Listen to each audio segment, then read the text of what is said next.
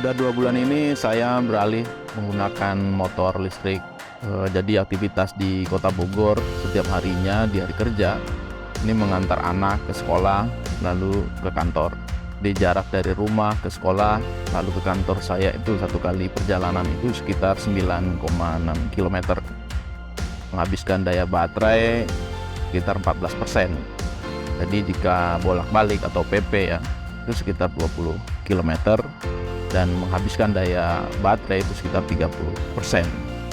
Total perjalanan sampai hari ini itu 527 km. Jika dilihat di aplikasi di handphone kita, itu saya sudah menyimpan CO2 sekitar 158 kilo. Tentu ini jauh lebih hemat. Jika pengecasan baterai dari 0 ke 100% membutuhkan 2,7 kWh, sementara listrik di rumah saya ini 4.400, di per kWh dikenakan tarif Rp1.700, maka total biayanya adalah Rp4.600. Dan setiap hari saya hanya menghabiskan 30% daya baterai. Biaya transportasi ini ya sekitar Rp1.300.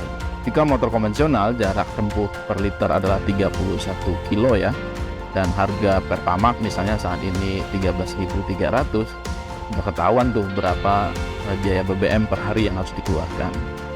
Jadi kita lebih hemat, mengurangi kontribusi kita juga sebagai pelaku pencemar udara atau emisi di sektor transportasi, dan kita tidak lagi membuat kebisingan di jalan raya, di jalanan, yang terkadang ini juga sering memancing emosi orang lain. Jadi menurut saya motor listrik ini jauh lebih menguntungkan.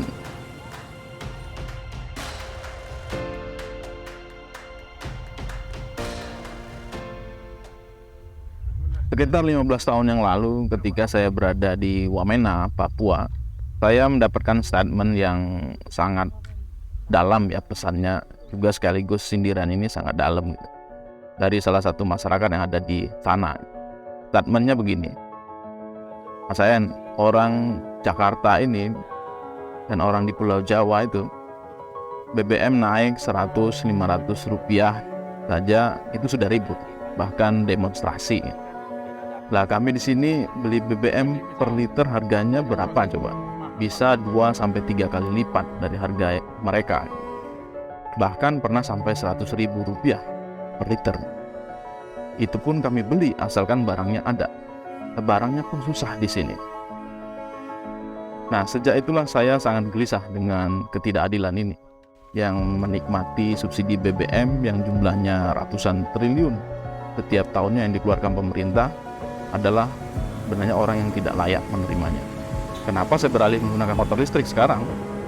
Ya inilah jawaban atas kegelisahan saya selama ini. Jadi kita harus mengubah kebiasaan kita, mengubah mindset kita, mengubah aturan main kita. Jika sudah ada teknologi, ada inovasi dalam sektor transportasi yang lebih ramah, sudah wajib kita gunakan. Apalagi listrik di Jabodetabek dan di Pulau Jawa ini melimpah gitu. Infrastrukturnya juga sangat bagus, akses dan fasilitas mendukungnya kendaraan listrik ini juga sangat mudah.